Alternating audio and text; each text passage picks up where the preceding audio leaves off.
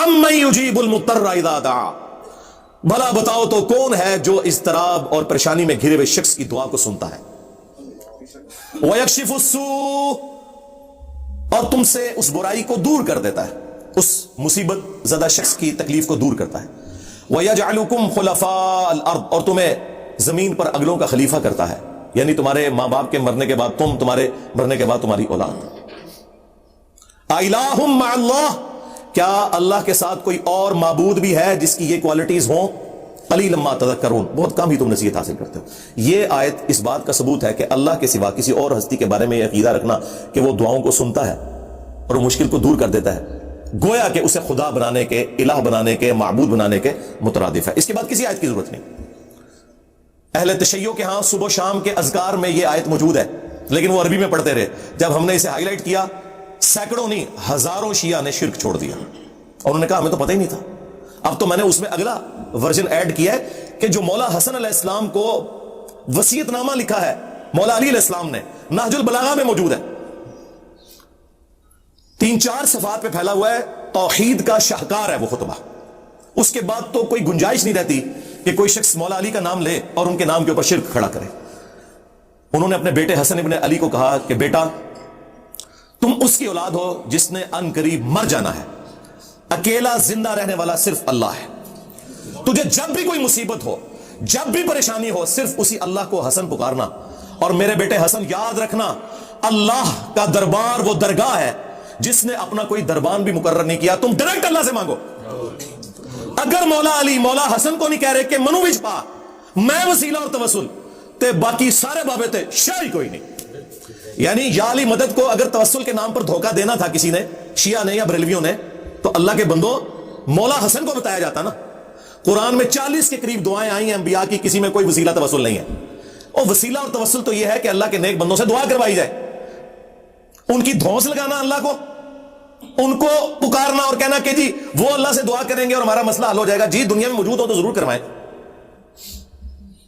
وہ تو ڈائریکٹ بھی جا کے ان سے آپ مدد مانگ لیں۔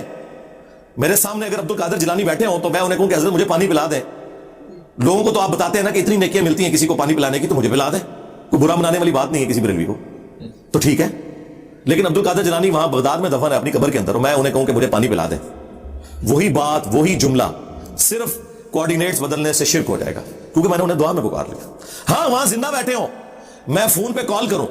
اور میں کہوں کہ حضرت نیسلے کی 2 بوتلیں بھیج دیں کسی مرید کے ہاتھ، تو بالکل جائز ہے۔ اس طرح کا وسیلہ اور توسل تو بالکل درست ہے، لیکن جو آپ نے کلیم کیا ہے یہ تو امت کو آپ نے شرک کی طرف لگا دیا۔ اچھا، یہ مولا علی علیہ السلام نے جو فرمایا اپنے بیٹے حسن سے، یہ بالکل قرآن کے مطابق ہے، کیونکہ اللہ تعالیٰ نے سورۃ البقرہ میں ارشاد فرمایا وَإِذَا سَأَلَكَ عِبَادِي عَنِّي فَإِنِّي قَرِيبٌ أُجِيبُ الدَّعْوَةَ الدَّاعِ إِذَا دَعَانِ۔ اے میرے محبوب صلی اللہ علیہ وآلہ وسلم، جب بھی میرے بندے آپ سے میرے بارے میں پوچھیں، آپ ان سے فرمائیں میں تمہارے بالکل قریب ہوں، ہر پکارنے والے کی پکار کو سنتا ہوں جب وہ مجھے پکارے، لیکن شرط ہے فَلْيَسْتَجِيبُوا لِي وَلْيُؤْمِنُوا بِي لَعَلَّهُمْ يَرْشُدُونَ، انہیں بھی چاہیے یہ میرا حکم مانے اور مجھ پر ایمان لائیں جیسا کہ ایمان لانے کا حق ہے، تو پھر یہ بھی کامیاب ہو جائیں گے۔ تو یہ قرآن حکیم میں اللہ تعالیٰ نے واضح فرما دیا، جب نبی علیہ السلام کی مبارک زبان سے کہلوایا گیا تو ہونا تو چاہیے تھا کہ اس وقت کہا جاتا کہ اے نبی آپ فرما دیں کہ میرے وسیلے بیچ میں ڈالو، نہیں فرمایا، بلکہ کہا کہ جب میرے بندے آپ سے میرے بارے میں پوچھیں تو فرماؤ میں تمہارے بالکل قریب ہوں، ہر پکارنے والے کی پکار کو سنتا ہوں، لیکن وہ حکم ماننا ہے، وہ تو آپ یاد رکھیے۔ مسند احمد میں حدیث ہے کہ نبی علیہ السلام نے فرمایا کہ مومن کی جو دعا ہے، کسی مسلمان کی دعا، وہ کبھی بھی رائے گاہ نہیں جاتی، یا جو مانگا وہ مل جائے گا، یا اس کے بدلے کوئی اور بہتر نعم البدل، یا پھر قیامت کے دن وہ سٹور کر دی جائے گی دعا۔ اور ایک اور حدیث ہے جامع ترمذی میں کہ جو شخص یہ چاہتا ہے کہ مشکل اور پریشانی میں اس کی دعا قبول ہو، تو اسے چاہیے کہ وہ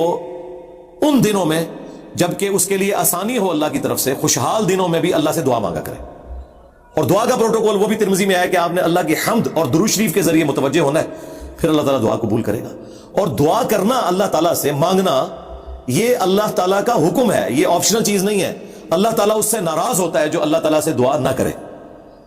ادعونی استجب لکم، اے میرے بندو مجھ سے مانگو میں عطا کروں گا، سورۃ المؤمن کی آیت نمبر 60 ہے۔ ان الذین یستکبرون عن عبادتی، بے شک جو لوگ مجھ سے دعا کرنے میں، عبادت کرنے میں،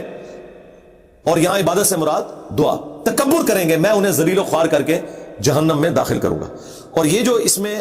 دعا کو عبادت کہا گیا، وہ حدیث بھی ہے ابو داؤد کے اندر، ترمذی میں، ابن ماجہ میں، الدعاء هو العبادہ، دعا ہی تو عبادت ہے۔ پھر حضور نے اپنی بات کے ثبوت میں یہی آیت پڑھی، ادعونی استجب لکم، اے میرے بندو مجھ سے مانگو میں قبول کروں گا، اور جو مجھ سے مانگنے میں، دعا کرنے میں تکبر کریں گے، میں ذلیل و خوار کر کے انہیں جہنم میں داخل کروں گا۔ اللہ وہ بادشاہ اور شہنشاہ ہے کہ جس سے نہ مانگا جائے تو وہ ناراض ہو جاتا ہے، اور دنیا کے بادشاہ وہ ہیں جن سے مانگا جائے تو وہ ناراض ہوتے ہیں۔ یہ جناب فرق ہے۔ تو مولا حسن علیہ السلام کو جو مولا علی نے وصیت کی تھی وہ عین قرآن کے مطابق تھی، الحمدللہ۔